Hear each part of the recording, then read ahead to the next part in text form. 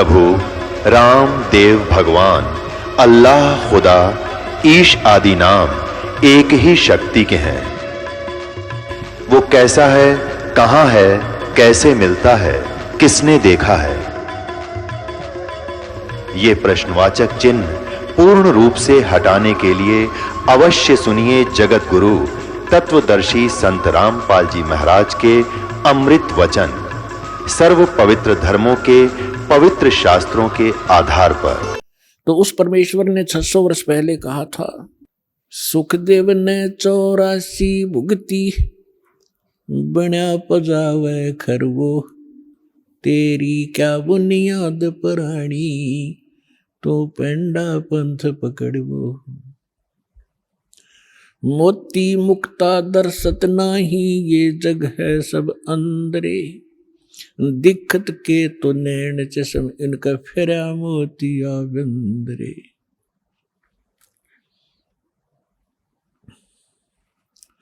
परमात्मा कहा करते थे कि जिनको तुम विद्वान मानते हो, इन पंडितों को, मंडलेश्वरों को, महर्षियों को, ये कख भी नहीं जानते, कै ख भी नहीं जानते, अध्यात्म मार्ग। आचार्य और शंकराचार्य जितने मंडलेश्वर आप जी के धर्म गुरु हैं। ऐसे ही मुसलमानों को कहा करते ये मुल्ला काजी, और जितने भी पीर ये अपनी कुरान शरीफ से भी परिचित नहीं है। तो इस बात से उस समय के सभी वो नकली धर्मगुरु परमात्मा का विरोध किया करते थे और उस परमात्मा को हमारे हृदय से कति गिरा दिया था, ये कह करके कि कबीर साहब तो अशिक्षित हैं, कोरी झूठ बोलते हैं, ये क्या जाने सदग्रंथों को। आज से 600 वर्ष पहले परमात्मा ने अपनी प्यारी आत्मा धर्मदास जी से कहा था, धर्मदास ये जग बोराना, कोई न जाने पद निर्वाणा, यही कारण मैं कथा पसारा, सबसे कहिए वो राम नियारा। यही ज्ञान जग जीव सुनाओ, सब जीवों का भरम नसाओ। भरम गए जग वेद पुराना, आदि राम का भेद न जाना। अब मैं तुमसे कहूं चताई, तेरे देवन की उत्पत्ति वाई। तेरे तीनों देवताओं की उत्पत्ति बताता हूं, ब्रह्मा विष्णु महेश की कैसे जन्म हुआ। माँ अष्टंगी पिता निरंजन, ये जुम दारुण वंशन अंजन। पहले कीन निरंजन राई, पीछे से माया उपजाई। माया रूप देख अति शोभा, देव निरंजन तन मन लोभा। पेट से देवी करी पुकारा, हे साहेब मेरा करो उभारा। टेर सुनी तब ताहम आए, अष्टंगी के बंद छुड़वाए। अष्टंगी और काल अब दो, मंद कर्म से गए बिगोई। धर्मराय की ने भोग विलासा, माया को रही तब आशा। 3 पुत्र अष्टंगी जाए, ब्रह्मा विष्णु शिव नाम धराए। तिनके सुत हैं तीनों देवा, ये अंदर जीव करते हैं सेवा। गुण तीनों की भक्ति में, ये भूल पड़ो संसार। कहें कबीर निज नाम बिना, कैसे उतरो पार। 3 देव की जो करते भक्ति, उनकी कदे ना होवे मुक्ति। आज से 600 वर्ष पहले परमात्मा ने कहा था कि गुण तीनों की भक्ति में। 3 गुण कौन? रजगुण ब्रह्मा, सतगुण विष्णु, तमगुण शिव जी। इन तीनों देवताओं की भक्ति में ये भूल पड़ो संसार। और कहें कबीर निज नाम बिना, यथार्थ मंत्र के बिना तुम कैसे उतरो पार। और 3 देव की जो करते भक्ति, उनकी कदे न होवे मुक्ति। जिस परम पिता को ये अज्ञानी, एक संस्कृत भाषा के ज्ञाता कहा करते, वो अविद्वान है, जुलाहा है, शूद्र है, मूर्ख है, इसने बोलना भी ना आता, भाषा का उच्चारण भी ठीक नहीं।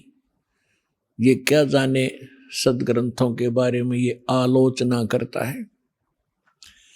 गुण तीनों की भक्ति में ये भूल पड़ो संसार, कहे कबीर निज नाम बिना कैसे उतरो पार। गुण तीनों की भक्ति में, होय होय, तीन गुणों की भक्ति। अब ये गुण क्या है यह समझ में ना रही थी इनका आज तक। तो परमात्मा ने बताया कि रजगुण ब्रह्मा, सतगुण विष्णु, तम गुण शिव कहावे रे, चौथे पद का मरहम न्यारा, कोई तत्वदर्शी बतावे रे। अब तीन गुण कौन थे? भगवान ने 600 वर्ष पहले सिद्ध कर दिया कि तीन देव, तीन गुण, ब्रह्मा विष्णु महेश, इनकी जो भक्ति करते हैं उनकी कभी मुक्ति नहीं होगी। और हमारे दादे परदादे इन्होंने पूज पूज कर मर गए, तो क्या मुक्त हुए? वो नहीं हुए। आपको प्रमाण दिखाते हैं। पहले आपको ये सिद्ध करते हैं ये तीन गुण क्या है, देखिएगा अपने ही सदग्रंथों से।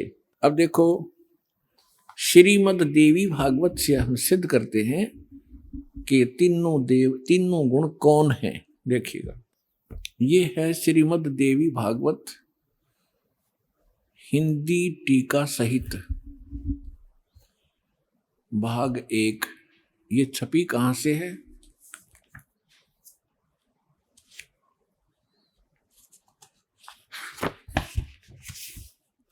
श्री अथ देवी भागवतम सभाष्टिकम सहमातम, खेमरा श्री कृष्ण दास प्रकाशन, बंबई से प्रकाशित है।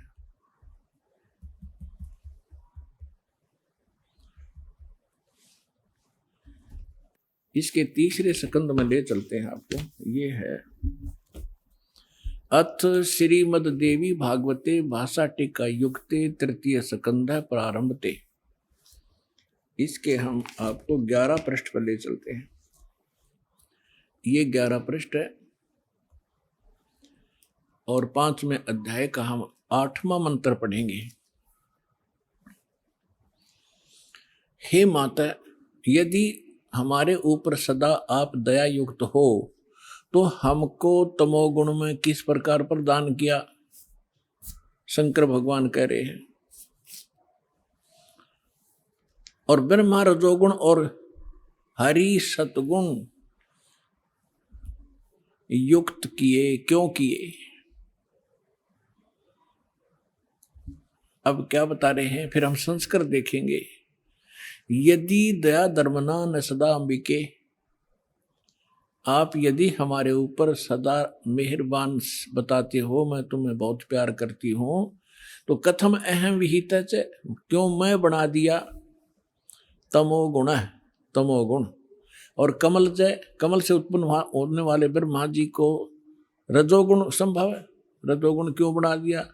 और सुवित किमु सतोगुण हरि, और विष्णु को आपने सतोगुण क्यों बना दिया? इति सिद्धम रजगुण ब्रह्मा सतगुण विष्णु तमगुण शिव जी। अब एक और पुराण से सिद्ध करते हैं ब्रह्मा विष्णु महेश क्या है। देखिए, ये है मार्कंडेय पुराण, सचित्र मोटा टाइप, केवल हिंदी, और गीता प्रेस गोरखपुर से प्रकाशित है। इसके 123, 22, 23 पृष्ठ पर दिखाएंगे।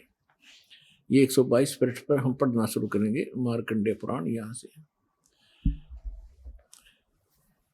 मार्कंडेय जी बोले, ये बता रहे हैं सारा कुछ, हम यहां आ जाते हैं। मार्कंडेय जी बता रहे हैं, रजोगुण प्रधान ब्रह्मा, तमोगुण प्रधान रुद्र, सत्व प्रधान विश्वपालक विष्णु हैं, और यही 3 देवता हैं और यही 3 गुण हैं। अब जिसको ये अनपढ़ अशिक्षित कहा करते थे, उस परमेश्वर ने 600 वर्ष पहले बता रखा था, ब्रह्मा विष्णु महेश, रजगुण ब्रह्मा, सतगुण विष्णु, तमगुण शिव जी, जो इनकी पूजा करते हैं वो कभी मुक्ति प्राप्त नहीं कर सकते। और श्रीमद् भगवद गीता में उनको क्या संज्ञा दी है? इस त्रिगुण में ही माया, रजगुण ब्रह्मा, सतगुण विष्णु, तमगुण शिव जी की जो पूजा करते हैं, जिनकी बुद्धि इन्हीं पर सीमित होगी है, इसके अतिरिक्त वो किसी की बात को सुनना पसंद भी नहीं करते। राक्षस स्वभाव को धारण किए हुए मनुष्यों में नीच दूषित कर्म करने वाले मूर्ख, चार गाली इकट्ठी दे रखी है। गीता ज्ञानदाता कहता हो मेरी भक्ति भी ना करते। गीता ज्ञानदाता कौन है? ये ब्रह्म है, ये सरपुरुष है, 21 ब्रह्मांड का स्वामी है, ब्रह्मा विष्णु महेश का पिता है, जो श्री कृष्ण में प्रवेश करके श्रीमद् भगवत गीता का ज्ञान बोल गया। आइए पढ़ें अपने ही सदग्रंथों को, जिनको हम डेली रटा करते, हम पढ़ा करते, समझा नहीं करते। हमने मान रखा था इसके पढ़ने मात्र से ही मोक्ष होगा। नहीं, श्रीमद् भगवत गीता में जो लिखा है वैसे सब उसको करने से मोक्ष होगा, ना कि केवल पढ़ने मात्र से। पढ़ने से ज्ञान होता है, वो ज्ञान भी ना हुआ, हमने पढ़ते पढ़ते कितने दिन बीत गए थे, वर्ष बीत गए थे। गुरु बिन का हुन पाया ज्ञाना, जो थोथा बुस छड़े मूड किसाना। गुरु बिन वेद पढ़े जो प्राणी, समझन सार रहे अज्ञानी। तो हम इन पढ़ा भी करते इन सदग्रंथों को, लेकिन ज्ञान नहीं था। आज हम पढ़ेंगे इस पवित्र सदग्रंथों को, परमात्मा की तत्व ज्ञान की रोशनी में हम एक एक अक्षर समझ जाएंगे। आइएगा, अब 7वां अध्याय पढ़ते हैं। देखिएगा, श्रीमद् भगवत गीता जयदयाल गोविंद का इसके अनुवादक हैं, गीता प्रेस गोरखपुर से ये प्रकाशित है, और ये सबसे अधिक हिंदू समाज में यही पढ़ी जा रही है। आप अब देखते हैं 7वां अध्याय।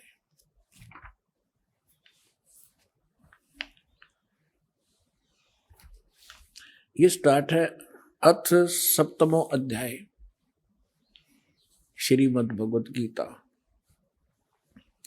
अब गीता ज्ञानदाता कहता है कि हे पार्थ, हे अर्जुन, अनन्य प्रेम से मुझ में आसक्त चित्त तथा अनन्य भाव से मेरे प्रयाण होकर योग में लगा हुआ तू जिस प्रकार समग्रम संपूर्ण विभूति बल ऐश्वर्य गुण से युक्त सबके आत्म रूप माम मुझको संशय रहित जानेगा, उसको सुन। अब क्या कहता है गीता ज्ञानदाता? कहता है कि अब जो ज्ञान सुनाने जा रहा हूं, इसके जानने के बाद तुझे कोई शंका नहीं रहेगी मैं क्या हूं। आगे देखो, दूसरे श्लोक में कहा है, 7वां अध्याय दूसरा मंत्र, मैं तेरे लिए इस विज्ञान सहित तत्व ज्ञान को, इस ज्ञान को, तत्व ज्ञान को पूर्णतः कहूंगा, जिसको जानकर संसार में और कुछ भी जानने योग्य शेष नहीं रह जाता। अब क्या बता रहा गीता ज्ञानदाता कि ऐसा ज्ञान सुना दूंगा, इसके बाद फिर कुछ जानने की आवश्यकता नहीं रहेगी। फिर देखिएगा इसमें क्या बताता है तीसरे मंत्र में, हजारों मनुष्यों में कोई एक सिद्धेय माने परमात्मा प्राप्ति के लिए प्रयत्न करता है, और प्रयत्न करने वालों में वाले सिद्धानाम साधकों में भी कोई एक मेरे प्राण होकर मुझको तत्व से वेति माने जानता है, तत्व से जानता है। ये क्या कह रहा है कि परमात्मा की प्राप्ति के लिए हजारों में से कोई ही भक्ति करना चाहता है, परमात्मा की प्रयत्न कर रहा है। उनमें से मेरे तक भी कोई एक आधा ही पहुंचता है, ना तो नीचे के देवी देवताओं तक ही सीमित रह जाते हैं। आगे देखो फिर क्या बता रहे हैं, चौथा और 5वें का इकट्ठा अनुवाद है, पृथ्वी जल अग्नि वायु और आकाश मन बुद्धि और अहंकार, इस प्रकार यह 8 प्रकार से विभाजित मेरी प्रकृति है। यह 8 प्रकार से भेद वाली तो अपरा मेरी जड़ प्रकृति है, और हे महाभाव इससे दूसरी जिससे ये संपूर्ण जगत धारण किया जाता है मेरी जीव रूपा चेतन प्रकृति जान। अब यहां दो से दोगे, दो प्रकृति। एक तो इन्होंने बता दिया 5 तत्व और मन बुद्धि और अहंकार, ये 8 प्रकार से बनी प्रकृति। दूसरी बता रहे हैं ये चेतन प्रकृति, ये दुर्गा है। दुर्गा, अब देखो ये सिद्ध हो रहा है कि दुर्गा भी को भी प्रकृति कहते हैं।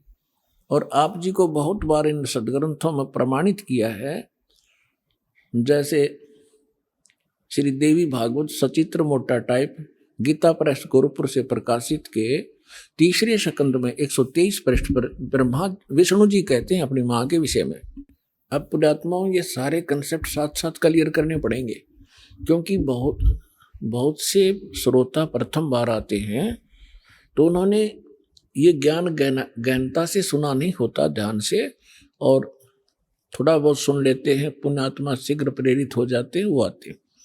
तो यहाँ इनको बैठकर सुनने का समय मिलता है 3 घंटे सुबह, 2 घंटे सुबह, 2 घंटे शाम को। तो इसलिए यहाँ एक विशेष विस्तार के साथ ये ज्ञान सुनाया जाता है। ये श्रीमद् देवी भागवत देखिएगा, सचित्र मोटा टाइप हिंदी, गीता प्रेस गोरखपुर से प्रकाशित है। और परमात्मा चाहने वाले हिंदुओं के घरों पर यह लगभग रखी पाओगी। ये है संक्षिप्त श्रीमद् देवी भागवत सचित्र मोटा टाइप, केवल हिंदी। प्रकाशक हैं हनुमान प्रसाद पोदार, चमनलाल गोस्वामी, और गीता प्रेस गोरखपुर से प्रकाशित है। इसके 123 पृष्ठ पर पढ़ने पर्याप्त है। 123 पृष्ठ, 3रा स्कंद, संक्षिप्त देवी भागवत। तुम शुद्ध स्वरूपा हो, ये सारा संसार तुम ही से उद्भासित हो रहा है। मैं ब्रह्मा और शंकर हम सभी तुम्हारी कृपा से विद्यमान हैं। हमारा आविर्भाव माने जन्म, तिरोभाव माने मृत्यु हुआ करता है। हमारा तो जन्म मृत्यु होता है, केवल तुम ही नित्य हो, जगत जननी हो, प्रकृति और सनातनी देवी हो। भगवान शंकर बोले यदि भगवान विष्णु तुमसे ही प्रकट हुए हैं तो उनके बाद उत्पन्न होने वाले ब्रह्मा भी तुम्हारी बालक हुए, फिर मैं तमोगुणी लीला करने वाला शंकर क्या तुम्हारी संतान नहीं हुआ? अर्थात मुझे भी उत्पन्न करने वाले तुम ही हो। शिवे, संपूर्ण संसार की सृष्टि करने में तुम बड़ी चतुर हो। शिवे, शिवे भी कहा इसको। इस संसार की सृष्टि, स्थिति और संहार में तुम्हारे गुण सदा संपन्न समर्थ हैं। उन्हीं तीनों गुणों से उत्पन्न हम, तीनों गुणों रजगुण ब्रह्मा, सतगुण विष्णु, तम गुण शिव जी, उन्हीं तीनों गुणों से उत्पन्न हम ब्रह्मा, विष्णु एवं शंकर नियमानुसार कार्य में तत्पर रहते हैं। अब ये क्या सिद्ध हो गया? इस थोड़ी सी पंक्तियों में कितने कंसेप्ट क्लियर हो गए। नंबर 1, ब्रह्मा विष्णु महेश की जन्म मृत्यु होती है। नंबर 2, दुर्गा को प्रकृति कहते हैं। नंबर 3, ब्रह्मा विष्णु महेश की माता दुर्गा है। और नंबर 4, रजगुण ब्रह्मा, सतगुण विष्णु, तमगुण शिव जी। नंबर 5, ये केवल वर्क डन ही दे सकते हैं, जैसा कर्म जीव ने किया उसमें कोई परिवर्तन नहीं कर सकते, नियमित कार्य ही कर सकते। ये 5 कंसेप्ट, 5 पॉइंट कति से दोगे। अब थोड़ा सा और दिखाते हैं आपको। ये देखिएगा संक्षिप्त शिवपुराण। इस संक्षिप्त शिवपुराण के अंदर ये गीता प्रेस गोरखपुर से प्रकाशित है, सचित्र मोटा टाइप, केवल हिंदी। और ये कहाँ से प्रकाशित है देखिएगा, हनुमान प्रसाद पोदार इसका इनके संपादक हैं और प्रकाशक हैं। ये गीता प्रेस गोरखपुर, गोविंद वन कार्यालय कोलकाता का संस्थान। यहाँ देखिएगा संक्षिप्त शिवपुराण 98 पृष्ठ से हम थोड़ा सा पढ़ेंगे। यहाँ 5वां अध्याय रुद्र संहिता का हम पढ़ेंगे, 6ठा। 5वें के एंड को पढ़ रहे हैं। अपने पुत्र नारद की बात सुनकर लोक पितामह ब्रह्मा वह इस प्रकार बोले। 5वां अध्याय समाप्त हुआ, 6ठा प्रारंभ हुआ रुद्र संहिता का। 99वें पृष्ठ पे नारद ने पूछा था कि सृष्टि की रचना बताइए भगवान पिताजी ब्रह्मा जी से। तो ब्रह्मा जी ने बताया, अब आपके रूबरू पढ़कर सुनाता हूं। ब्रह्मा जी ने कहा ब्राह्मण श्रोमणे, तुम सदा समस्त जग के उपकार में लगे रहते हो। तुमने लोगों के हित की कामना से बहुत उत्तम बात पूछी है। जिसमें समस्त चराचर जगत नष्ट हो गया था, सर्वत्र केवल अंधकार ही अंधकार था, न सूर्य दिखाई देते थे, न चंद्रमा आदि कुछ भी नहीं थे। उस समय तत्सद्ब्रह्म, जिस श्रुति में सत सुना जाता है, इस श्रुति में जो सत सुना जाता है एकमात्र वही शेष था। 100 पृष्ठ पे जिस परब्रह्म के विषय में ज्ञान और अज्ञान से पूर्ण युक्तियों द्वारा इस प्रकार विकल्प किए जाते हैं, यानी ब्रह्मा जी कह रहे हैं कुछ सच्ची कुछ झूठी जो मैंने सुनी है वो बता रहा हूं। उसने कुछ काल के बाद, कुछ समय के उपरांत द्वितीय की इच्छा प्रकट की। उसके भीतर एक से अनेक होने के संकल्प उदित हुए। तब उस निराकार परमात्मा ने अपनी लीला शक्ति से अपने लिए एक मूर्ति की कल्पना की। इनका क्या मानना है कि परमात्मा मूलतः निराकार है और उसने फिर अपने आकार में आने की सोची, तब क्या बन गया? सदाशिव बन गया। अब देखो क्लियर होगा यहां से। उसने कल्पना की, मूर्ति की कल्पना की अपने लिए। उस निराकार परमात्मा ने अपनी लीला शक्ति से अपने लिए मूर्ति की कल्पना की। जो मूर्ति रहित परम ब्रह्म है उसकी मूर्ति यहां देखिए, भगवान सदाशिव हैं। अब सदाशिव कौन है ये देखना ध्यान से। ये किसको सदाशिव कहते हैं? अर्वाचीन और प्राचीन विद्वान उन्हीं को ईश्वर कहते हैं। उस समय एकाकी रहकर स्वेच्छानुसार विहार करने वाले उन सदाशिव ने अपने विग्रह से स्वयं ही स्वरूप भूता शक्ति की सृष्टि की, जो उनके अपने श्री अंग से कभी अलग होने वाली नहीं थी। उस पराशक्ति को प्रधान भी कहते हैं, प्रकृति भी कहते हैं, गुणवती माया, बुद्धि तत्व की जननी तथा विकार रहित कहा है। वह शक्ति अंबिका कही गई है। उसी को प्रकृति, सर्वेश्वरी, त्रिदेव जननी, तीनों देवताओं को उत्पन्न करने वाली उनकी माता, ब्रह्मा विष्णु महेश की माता, नेता और मूल कारण भी कहते हैं। सदाशिव द्वारा प्रकट की गई उस शक्ति की 8 भुजाएं हैं। हो गया क्लियर? अब ये दुर्गा के विषय में है और सदाशिव ये कौन है? ये काल है। आगे और क्लियर हो जाएगा। अब इसमें क्या सिद्ध हो गया कि प्रकृति भी दुर्गा को कहते हैं और प्रधान भी दुर्गा को कहते हैं। गीता अध्याय नंबर 14 के श्लोक नंबर 3 से लेकर और 3 से 5 में कति स्पष्ट किया गया है। ये काल कहता है, गीता बोलने वाला ब्रह्म कहता है कि दुर्गा तो मेरी प्रकृति तो मेरी पत्नी है, सब्जियों को उत्पन्न करने वाली माता है, मैं इसके गर्भ में बीज स्थापन करने वाला सबका पिता हूं। और इन प्रकृति से उत्पन्न ये तीनों गुण इस जीव को कर्मानुसार यहां बांधे रखते हैं, जकड़े रखते हैं। तीनों गुण कौन से सिद्ध होगी? रजगुण, ब्रह्मा, सदगुण, विष्णु, तम गुण, शिव जी। ये देखिएगा अध्याय 14 और सुनाता हूं। ताजा है, ये जल्दी समझ में आ जाएगा। ये देखिएगा गीता अध्याय नंबर, श्रीमद् भगवत गीता अध्याय नंबर 14 का और श्लोक नंबर 3 में, हे अर्जुन, मेरी महत माने प्रधान ब्रह्म, मेरी महत रूप मूल प्रकृति संपूर्ण भूतों की योनि अर्थात गर्भाधान स्थान है। मैं उस योनि में चेतन यानी गर्भ को स्थापन करने वाला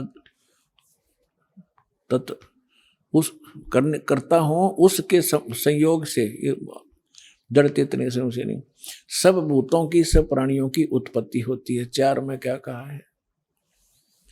हे अर्जुन, नाना प्रकार की सब योनियों में जितनी मूर्तियां अर्थात शरीरधारी प्राणी उत्पन्न होते हैं, प्रकृति दुर्गा उन सब की गर्भ धारण करने वाली माता है और मैं बीज स्थापन करने वाला पिता हूं। और 5वें में क्या कहा है, हे अर्जुन, सतगुण, रजगुण और तमगुण ये प्रकृति से उत्पन्न, दुर्गा से उत्पन्न ब्रह्मा विष्णु महेश, विष्णु ब्रह्मा महेश तीनों गुण, ये तीनों देवता अविनाशी जीव आत्मा को शरीर में बांधते हैं। अब इसने काल ने हमें मूर्ख बनाने के लिए ब्रह्मा विष्णु महेश के सिर ठेकरा फोड़ दिया कि ये तीनों देवता ही सबको यहाँ फंसा कर रखते हैं। परमात्मा के ने आकर बताया, ब्रह्मा विष्णु महेश्वर माया और ये धर्म राया कहिए, इन पांचों मिल परपंच बनाया, वाणी हमरी लइए। ब्रह्मा विष्णु महेश दुर्गा और काल ने इन पांचों ने मिलकर ये परपंच रच रखा है। हमारी बात को गहराई से सोचियो बच्चों, परमात्मा ने कहा। अब ये सिद्ध हो ही रहा है, ये पांचों मिलकर जकड़े बैठे हमारे को। इन पांचों मिल जीव अटकाए, युगन युगन हम आन छुटाए, बंदी छोड़ हमारा नामम, अजर अमर है अस्थिर ठामम, अमर करूं सतलोक पठाऊं, ताते बंदी छोड़ कहाऊं। अब हम यहाँ अपने अपवित्र शिव पुराण को हमने फिर उठा लिया, श्रीमद् भगवत गीता को रख दिया, उसमें से इतना ही लेना था। अब देखिएगा, ये संक्षिप्त शिव पुराण हम पढ़ रहे हैं और 100 पृष्ठ पे पढ़ रहे थे। यहां आगे थे हम,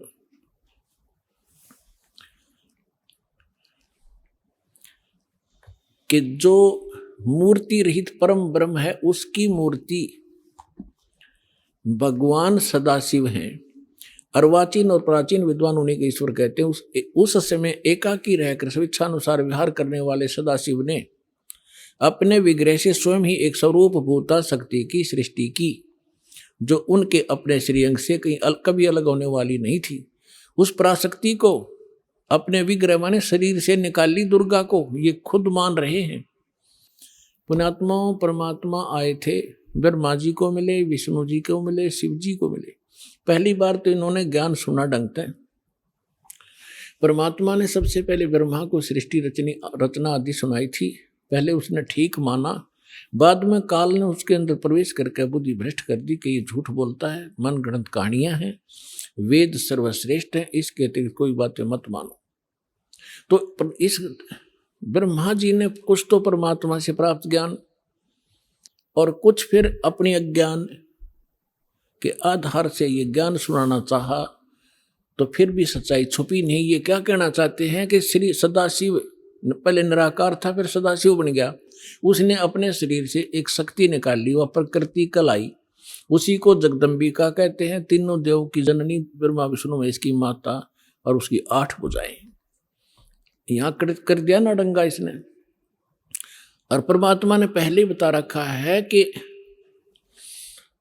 जैसे दास ने सृष्टि रचनामा आपको बहुत बार सुना है, उसमें आप खूब समझ चुके होंगे, तो उसी का कुछ अंश लेकर इसने यहाँ मिलावट की है। देखिएगा, उस समय एकाकी रहकर स्वेच्छा अनुसार विहार करने वाले सदाशिव ने अपने विग्रह से स्वयं ही एक स्वरूप भूता शक्ति की सृष्टि की, जो उनके अपने श्रीअंग से कभी अलग होने वाली नहीं थी। उस पराशक्ति को प्रधान प्रकृति गुणवती माया बुद्धि तत्व की जननी विकार रहित बताया गया।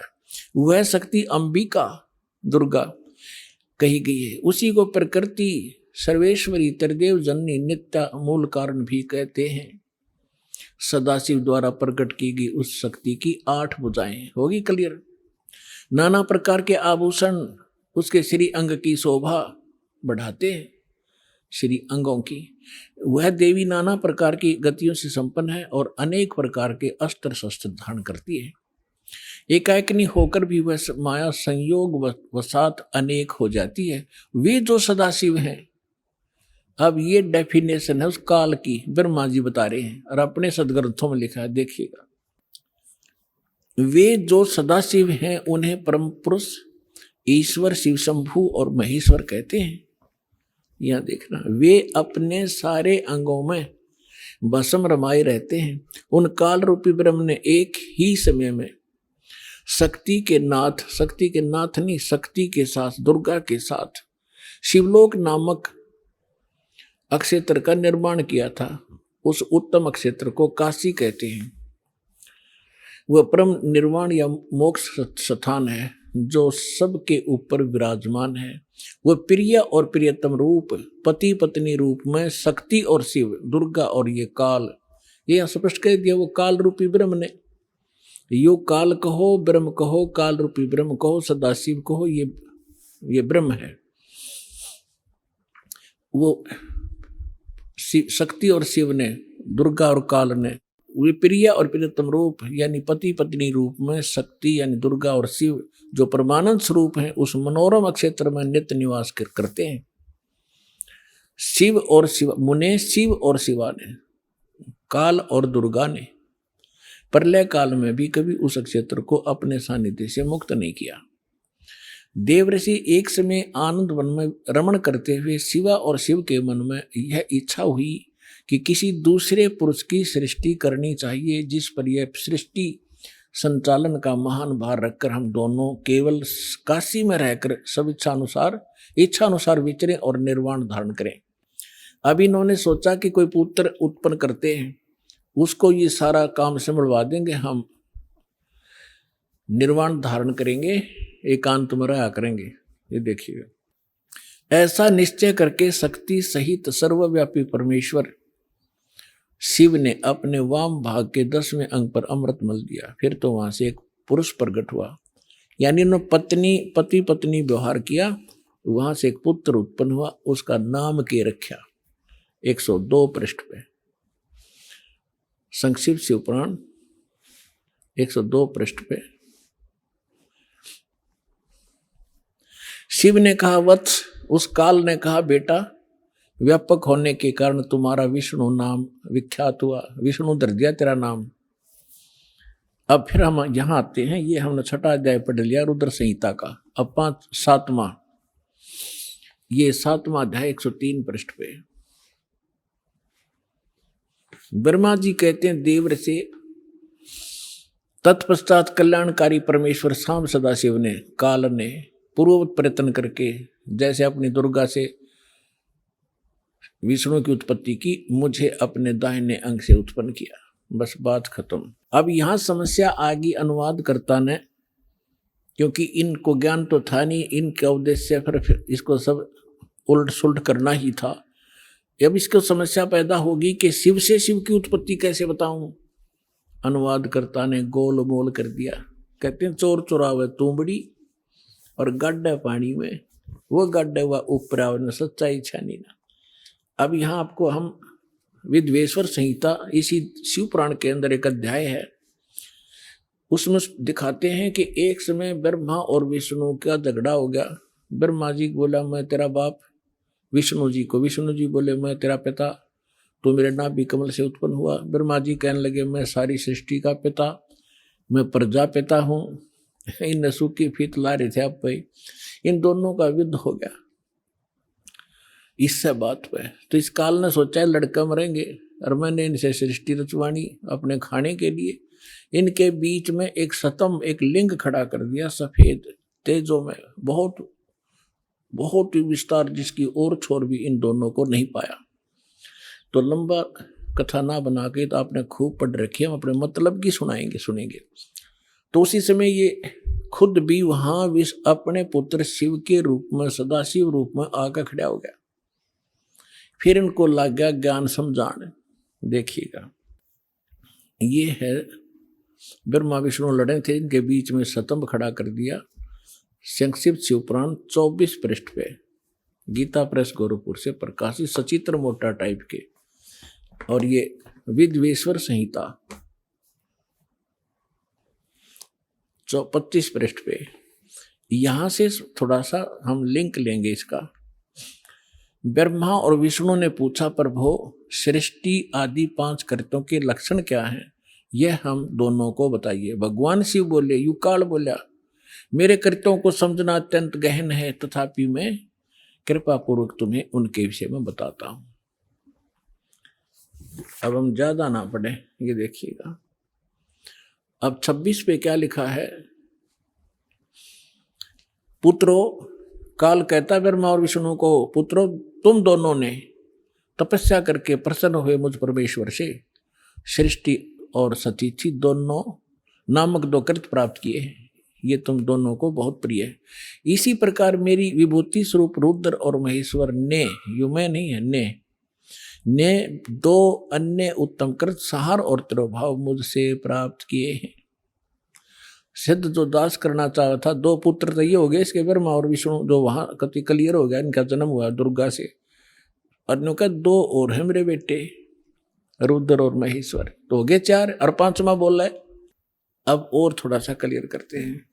अब यहाँ 26 पर हम पढ़ ही रहे थे, यही देखिएगा। अब 26 पर हम पढ़ रहे थे, यही इसके विद्वेश्वर संहिता के यहां पर हम पढ़ रहे थे नीचे।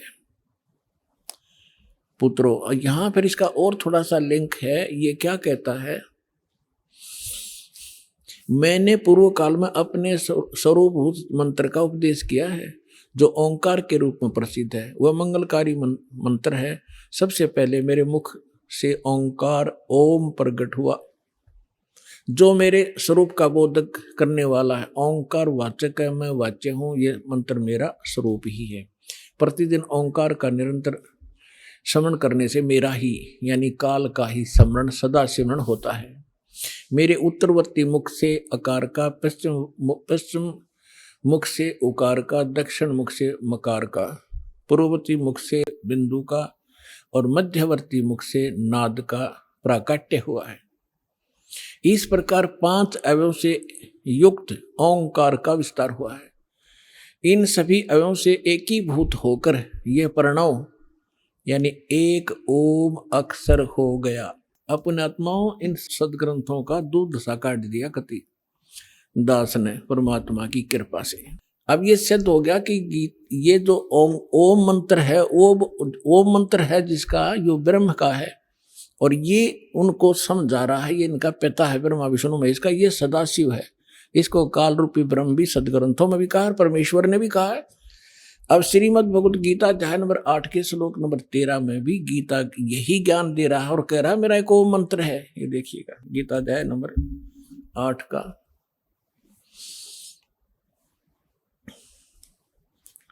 गीता अध्याय नंबर 8 का श्लोक नंबर 13 आपको दिखाते हैं।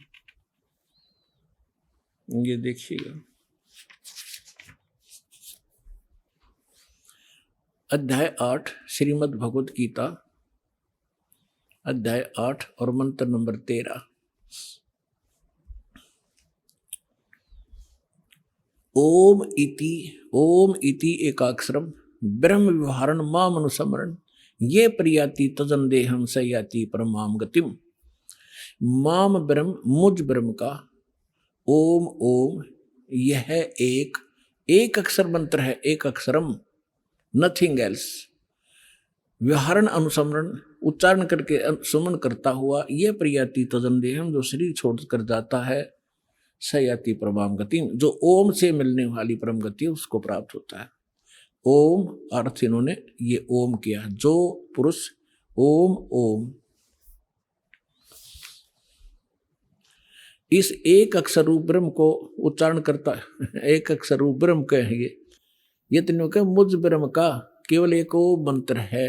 इसका उच्चारण करता हो जो शरीर छोड़कर जाता हो, ब्रह्म से होने वाली उपलब्धि जो मोक्ष है उसको प्राप्त करता हूं। ब्रह्म से कौन सी उपलब्धि है? ब्रह्म से उपलब्धि है ब्रह्मलोक। अब ये देखिएगा 16वां श्लोक है 8वें अध्याय का। हे अर्जुन, ब्रह्मलोक पर्यंत सब लोग पुनरावृत्ति में है, यानी ब्रह्मलोक में गए हुए प्राणी भी इन दोबारा जन्म मृत्यु में आते हैं। पुनरावृत्ति का इन्होंने विश्लेषण भी किया है, अर्थात जिनको प्राप्त होकर पीछे संसार में आना पड़े, यानी ब्रह्मलोक में गए हुए प्राणी भी पुनर्जन्म में आते। यह इन्होंने अनुवाद थोड़ा सा गलत किया है कि हे कुंती पुत्र, मुझको प्राप्त होकर पुनर्जन्म नहीं होता।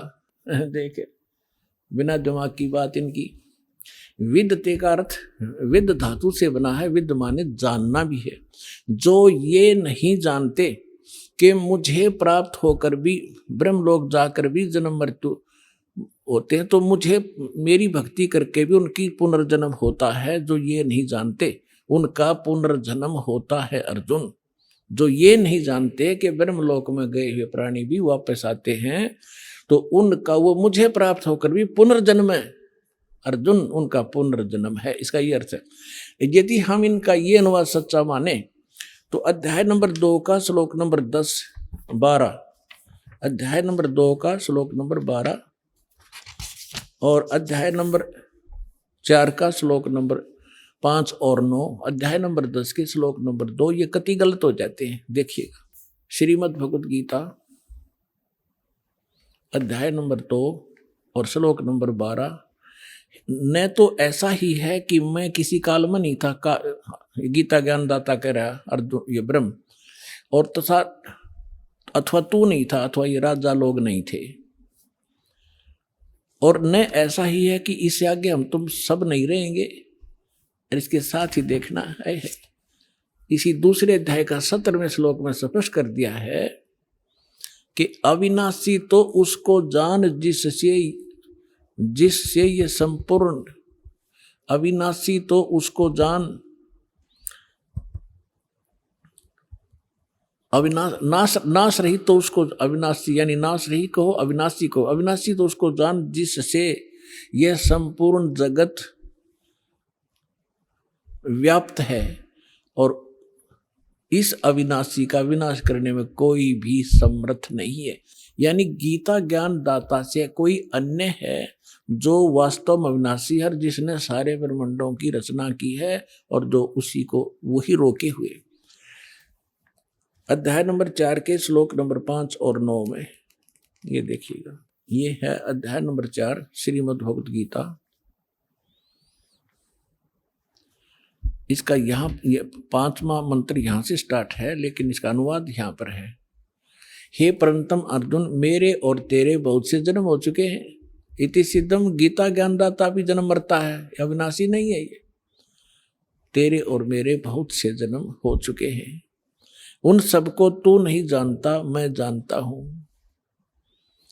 और 9वें श्लोक में क्या कहा है, अध्याय नंबर 4 के और श्लोक नंबर 9 में, मेरे जन्म और कर्म अलौकिक हैं, दिव्य हैं। अध्याय नंबर 10 के श्लोक नंबर 2 में ये देखिएगा, अध्याय नंबर 10 और श्लोक नंबर 2 में, मेरी उत्पत्ति को, मेरे जन्म को न देवता लोग जानते हैं न महर्षि जन जानते, क्योंकि मैं सब प्रकार से देवताओं और महर्षियों का आदि कारण यानी इनका जन्मदाता हूं। यदि गीता अनुवादकों का 8वें अध्याय के 16वें श्लोक का ये अनुवाद सत्य माने कि ब्रह्मलोक में गए हुए सब प्राणी पुनरावृत्ति में हैं और मुझे प्राप्त होकर फिर जन्म मृत्यु नहीं होती, तो ये तीनों श्लोक गलत हो जाते हैं, तीनों के तीन। इसका अर्थ ये है कि अर्जुन, जो ये नहीं जानते कि ब्रह्मलोक में गए हुए प्राणी भी पुनरावृत्ति में हैं, उनका पुनर्जन्म अर्जुन, उनका पुनर्जन्म होता ही होता है। अब प्रसंग चल रहा है कि ओम नाम से कौन सी उपलब्धि होती है, वो ब्रह्मलोक में जाते हैं। देखिए श्रीमद् भगवत गीता, वही गीता प्रेस गोरखपुर से प्रकाशित है। इसमें आपको दिखाते हैं 562 पृष्ठ पे, एक बार हिमालय राजा को देवी जी ज्ञान उपदेश कर रही है और ब्रह्म के बारे में जानकारी दे रही है। देखिएगा 562 पृष्ठ, संक्षिप्त देवी भागवत, और ये 7वां स्कंद। यहां हम आ जाते हैं। देवी के द्वारा हिमालय को ज्ञानोपदेश, देवी के द्वारा हिमालय को ज्ञानोपदेश, ब्रह्म स्वरूप का वर्णन। श्री देवी जी कहने लगी, पर्वतराज, उस ब्रह्म का क्या स्वरूप है यह बतलाया जाता है। पहले तो अपने बारे में बताती है, मेरी भक्ति कर तो ऐसे ऐसे कर, लेकिन वो कहती है ये भी ठीक नहीं है। उस ब्रह्म का क्या स्वरूप है ये बतलाया जाता, जो प्रकाश रूप सबसे के अत्यंत समीप में स्थित हृदय रूप गुहा में स्थित होने के कारण गुहाचर नाम से प्रसिद्ध है। महान पद अर्थात परम प्राप्य है। वह है परम सत्य। यह काफी लंबा है लेकिन थोड़ा बताएंगे। वह है परम सत्य और अमृत अविनाशी तत्व है। सौम्य उस वेदने योग्य लक्ष्य का तुम वेदन करो, मन लगाकर उसमें तन्मय हो जाओ। सौम्य उपनिषद में कथित महान अस्त्र रूप धनुष को लेकर उस पर उपासना द्वारा तीक्ष्ण किया हुआ बाण संधान करो और फिर भावनागुत चित्त के द्वारा उस बाण को खींचकर उस अक्षर रूप ब्रह्म को लक्ष्य का बनाकर वेदन करो। प्रणव ओम धनुष है, जीवात्मा बाण है और ब्रह्म उसका लक्ष्य कहा जाता है। यानी जीवात्मा को ओम का जाप करके ब्रह्म के पाने का ही प्रयत्न करना चाहिए। इसका सिद्ध ये सिद्ध है। उस एकमात्र परमात्मा ही को जानो, दूसरी सब बातों को छोड़ दो। देवी कहती है मेरी पूजा भी मत करना, केवल उस ब्रह्म की पूजा करो, केवल ब्रह्म की पूजा करो।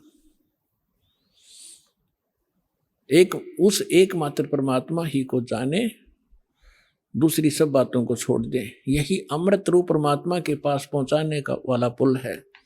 संसार रूपी समुद्र से पार होकर अमृत स्वरूप परमात्मा को प्राप्त कराने का यही सुलभ साधन है। इस आत्मा का, इस परमात्मा का ओम के जप से के साथ ध्यान करो। ओम का जाप करो। इससे अज्ञान में अंधकार से सर्वथा परे और संसार समुद्र से उस पार जो ब्रह्म है उसको पा जाओगे, तुम्हारा कल्याण हो। ओम नाम का जाप करो और ब्रह्म को प्राप्त हो जाओगे। वो ब्रह्म कहाँ रहता है?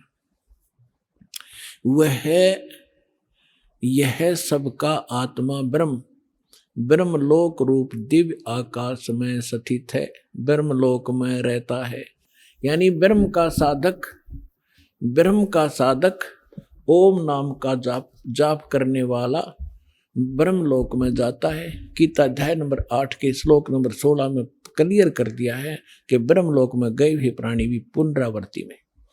और अब ये गीता ज्ञानदाता ब्रह्म है, ये क्या कहता है? अब गीता ज्ञानदाता कहता है कि अर्जुन, उस सच्चिदानंद घन ब्रह्म ने जो अपने मुख कमल से ज्ञान बोला वो वास्तविक ज्ञान है, वो तत्व ज्ञान है। उसमें विस्तार के साथ उस परम पिता के पाणी की जानकारी है। उसको तत्वदर्शी संतों से जाकर समझ, उनको दंडवत प्रणाम करने से, कपट छोड़कर प्रसन्न करने से वो तत्वदर्शी संत तुझे परमात्म तत्व का ज्ञान कराएंगे। चौथे अध्याय के 32 और 34 श्लोक में। 15वें अध्याय के 1 से लेकर 4 का सारांश है कि उल्टे लटके हुए संसार रूपी वृक्ष है। पीपल का वृक्ष समझो, ऊपर को जड़, नीचे को 3 गुण रूपी शाखा है। और जो संत इस उल्टे लटके हुए संसार रूपी वृक्ष की सभी टहनियों समेत बता देगा, सभी भाग बता देगा, वो तत्वदर्शी संत है, वह वेदवित है। परमेश्वर ने यह लीला स्वयं की हुई अपनी मुखारविंद से बोली अमृतवाणी सच्चिदानंद घन ब्रह्म की वाणी कबीर वाणी में लिखा है। अक्षर पुरुष एक पेड़ है, सरपुरुष वा कीटार, निरंजन कहो सरपुरुष कहो, और तीनों देवा शाखा है, ये पात्र रूप संसार।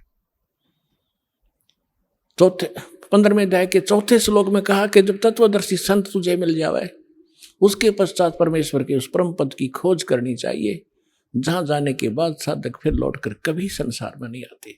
और जिस परमेश्वर ने संसार रूपी वृक्ष की रचना की है, केवल उसकी भक्ति करो और सब बातें त्याग दे।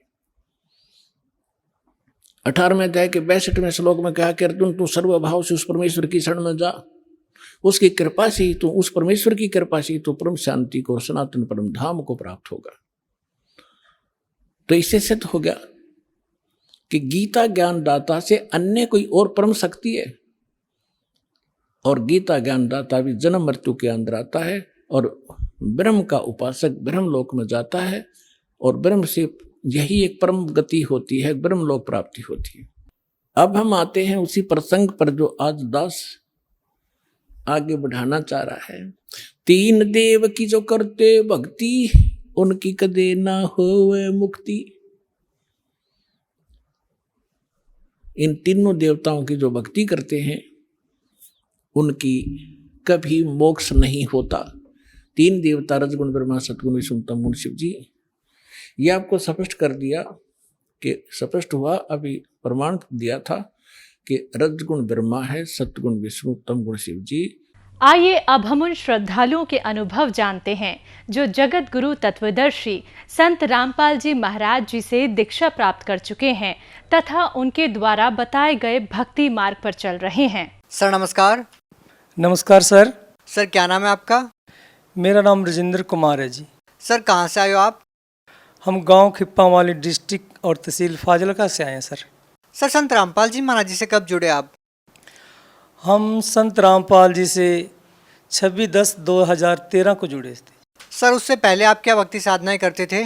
उससे पहले शनिदेव को पूजते थे, शनि चालीसा करना, शनि आरती, जितने शनिदेव के मंदिर थे हमारे शहर में थे उन सब के मंदिरों में जाना, दाल उड़द प्रसाद वगैरह चढ़ाना। इसके अलावा हम क्षेत्रपाल जी को मानते थे और इसके अलावा हमने मध्य प्रदेश में गुना जिला में आनंदपुर वाले गुरु हैं कोई, उनसे 30 सालों से नाम दीक्षा ले रखी थी जी। सर कौन से पंथ से है वो? आनंदपुर वालों ही बजते हैं जी। सर उन्होंने आपको क्या भक्ति साधनाएं दी? सोहंग दिया था जी। सर उनके द्वारा दी गई भक्ति को करने के बाद आपको क्या लाभ मिला? लाभ तो सर कोई नहीं मिला, नुकसान गिना सकता हूँ जी। सर क्या क्या नुकसान हुआ? मेरी माता जी जब से नाम लिया उन्होंने बचपन से ही कम से कम ज़्यादा नहीं तो 1 बोरी दवाइयों की खा गए होंगे वो। ठीक है जी। हमारे घर में जो नशा कहीं नहीं होगा वो हमारे घर में नशा था जी। पोस्त हमारे घर में बिकता था जी, दारू हमारे घर में, नशे की गोली और मांस वगैरह जो सब गलत काम होते थे जी, वो हमारे गुरु जो कभी हमको रोकते नहीं थे भी आपने बीड़ी नहीं पीना या मांस नहीं खाना, बस वो कहते भक्ति करो जी, बाकी अपने आप परमात्मा ठीक करेंगे। सर भक्ति को करने से आपको कोई लाभ नहीं मिल रहा था तो फिर आप संत रामपाल जी महाराज जी के शरण में क्यों आए? एक बार मैं पानी लेने गया था जी आरओ पे, वहाँ पे किसी संत रामपाल जी के भक्त ने मेरे को पैपलेट दिया जैसे, तो वो पैपलेट लेके उस पर लिखा हुआ था जी 7:30 से 8:30 बजे तक साधना चैनल पे संत रामपाल जी का सत्संग आता है जी। उसमें ये भी लिखा हुआ था भी हमसे भी देवी देवताओं की इतनी भक्ति करते हैं फिर भी दुखी क्यों है। तब मेरे मन में खटकी कि बात तो बिल्कुल सही है। जब संत रामपाल जी का सत्संग सुनना उसके बाद पता चला भी जिनकी हम भक्ति कर रहे हैं वो पाप काट नहीं सकते, पाप तो सिर्फ एक कबीर साहब की भक्ति से संत रामपाल जी से नाम लेके कट सकता है जी। तो हम रात को सत्संग सुना, सुबह सतलोक आश्रम बरवाला में पहुंच गए, वहाँ पर संत रामपाल जी से नाम उपदेश लिया। सर संत रामपाल जी महाराज जी के बारे में ये भी कहा जाता है कि वो अपने सत्संगों के अंदर देव देवताओं की निंदा करते हैं। सर क्या ये वाकई सच है? नहीं जी नहीं, वो कोई देवी देवताओं की निंदा नहीं करते, वो बाकायदा सही देवी देवताओं की जिनका हमारे शरीर में वास है, जिन्होंने हमको इस लोक में सुख देना है, उनकी सही तरीके से भक्ति करवाते हैं। जो दूसरे देवी देवता हैं जिनसे कोई लाभ मिल नहीं सकता उनकी भक्ति के लिए रोकते हैं जी। सर संत रामपाल जी महाराज जी से नाम दीक्षा लेने के बाद उनके द्वारा दी गई भक्ति को करने के बाद आपको क्या लाभ मिले? हमारी आर्थिक स्थिति बहुत खराब थी जी, कम से कम 6-7 लाख रुपया सिर पर कर्जा था और 2 हमारी दुकानें थी वो भी बिक गई, और किसी रिश्तेदार के पास हेल्प मांगने जाते थे तो वो कुछ हेल्प तो करते नहीं थे, उल्टा मजाक करते थे। धीरे धीरे ऐसी पोजीशन आ गई कि हमने जो कर्जा ले रखा था खाली चेक पे हमने साइन करके दे रखे थे, वो हमको परेशान करने लगे। तो जो हम थोड़ी बहुत ही कमाई करते थे वो सब ब्याज में चली जाती थी। ऐसा समय आ गया कि हमको कोई माचिस भी उधार नहीं देता से। जो डब्बे रसोई में देखते थे जो भी डब्बा वो खाली, चाय ख़त्म, खांड ख़त्म, आटा ख़त्म, और जिसके पास उधार लेने जाते थे वो कुछ भी नहीं देते थे। तो ऐसा दिल करता था कि कुछ जहर वगैरह खा के मर जाएं या नहर में कूद जाएं या कोई गाड़ी की ट्रेन के नीचे आ जाएं, अपने आप ना इन बच्चों को देखेंगे ना आत्मा दुखेगी। हमने सोचा वो पहले ही मुसीबत में है, अगर हमने भी कोई ऐसा कदम उठा लिया तो इनका पीछे से कौन होगा। तो ये परमात्मा मुझे कभी भी माफ़ नहीं करेंगे। और संत रामपाल जी से नाम लेते ही मेरी आर्थिक स्थिति ठीक हो गई। जो 6-7 लाख रुपया कर्जा था वो भी परमात्मा ने, संत रामपाल जी ने साफ़ करवा दिया। और हमारा मकान भी, जो मकान हमने बेचा था उससे भी बढ़िया मकान बनवा दिया। अब हमारे पास 3 मोटरसाइकिल और 1 कार है। और अब हमने 2-2.5 लाख रुपया हमने लोगों से लेना है जी। इसके अलावा जो मेरी पत्नी है उसको टाइफाइड 17 साल से नहीं जा रहा था जी। सभी डॉक्टरों को दिखाया, सभी जो भी, ठीक है जी, उनको भी संत रामपाल की शरण में आने से वो ठीक हो गया। उनकी एडी में दर्द रहता था जी, वो 2-4 कदम भी चल लेते थे उनकी एडी सूज जाती थी जी। अब वो कम से कम 4-4, 5-5 किलोमीटर तक सेवा पे जाते हैं, मान लो कि उनकी एडी कोई दर्द नहीं करती जी। इसके अलावा उनके पेट में रसोली थी, वो भी संत रामपाल जी की शरण में आने से रसोली बिल्कुल ठीक है। अब इनको कोई तकलीफ़ नहीं है, बिल्कुल स्वस्थ है जी। इसके अलावा मेरा एक छोटा लड़का था जी, उसको पेशाब की प्रॉब्लम थी जी, बाथरूम की। 10 मिनट में 10 बार पेशाब करता था जी। सभी डॉक्टरों को दिखाया, मेरे को डॉक्टरों के नाम तो याद है नहीं जी, क्यों इतने ज़्यादा पढ़े लिखे तो है नहीं। तो सभी डॉक्टरों को दिखाया, लास्ट कोई लुधियाना DMC हॉस्पिटल है जी, वहाँ पर कहते हैं अभी इलाज है इसका, पर उसके लिए पैसे बहुत चाहिए थे जी। इतने पैसे हमारे पास थे नहीं। तो हमने संत रामपाल जी को प्रार्थना की और उसके बाद उनकी जो बाथरूम की दिक्कत है वो बिल्कुल ठीक है। बिना किसी दवाई के ठीक हो गया? हाँ जी, कोई दवाइयाँ तो पहले ले ही चुके थे संत रामपाल की शरण में आने से पहले, पर जब संत रामपाल जी महाराज की शरण में आए उसके बाद कोई दवाई हमको नहीं लेनी पड़ी। इतनी प्रॉब्लम थी कि स्कूल में जाता था तो वहाँ पर बैठता नहीं था, चल बाथरूम बैठता, फिर भी 10 मिनट में 10 बार पेशाब करता। घर पर आके रोने लग जाता था कि मैं कल से स्कूल नहीं जाऊँगा। बच्चे सभी हंसते हैं। एक उनको ये ऐसे इकला के बोलता था जी, ऐसे पाठ पढ़ते हैं ना स्कूल में, ऐसे करता कितनी, तो वो फिर सभी बच्चे हंसते थे। फिर घर आके रोता था भी मैं स्कूल नहीं जाऊँगा। तो धीरे धीरे गुरु जी की शरण में आए, संत रामपाल जी की शरण में आए। अब बिल्कुल बच्चा वो इतना एक्टिव है जी, 10 फर्स्ट प्राइज़ ले आया स्कूल से, बल्कि हर एक चीज़ में फर्स्ट, पढ़ाई में, गेम में, हर एक चीज़ में फर्स्ट आया। एक हमारा बड़ा लड़का था जी, उसका दिमाग बहुत सुन्ना था जी, बिल्कुल मोटा दिमाग था, जैसे पढ़ता नहीं था जी। स्कूल से डेली उनके नोट आते थे, 20 बच्चे को हम नहीं पढ़ा सकते, ये पढ़ता नहीं हम बहुत। वो बच्चा जी गुरु जी की, संत रामपाल जी की शरण में आने के बाद आज बहुत अच्छे तरीके से उसने पढ़ाई करके अच्छे नंबर लेके, पहले +2 करके फिर ITI करके अब रेलवे में ट्रेनिंग करके आए हैं। तो उनका भी नौकरी का पूरा चांस है। कहाँ हम इतना परेशान हुए थे भी इसको किसी को दे दें जिसके घर औलाद नहीं है, अभी कम से कम हमें तो परेशान नहीं करेगा जी। सर, आप भगत समाज को क्या संदेश देना चाहते हैं? भगत समाज को यही संदेश देना चाहते हैं, बेनती करना चाहते हैं कि संत रामपाल जी कबीर साहब के चोले में आए हुए हैं, उनकी शरण में जाके उनसे नाम उपदेश लेके अपना कल्याण करवाएं। जी धन्यवाद। Thank you sir.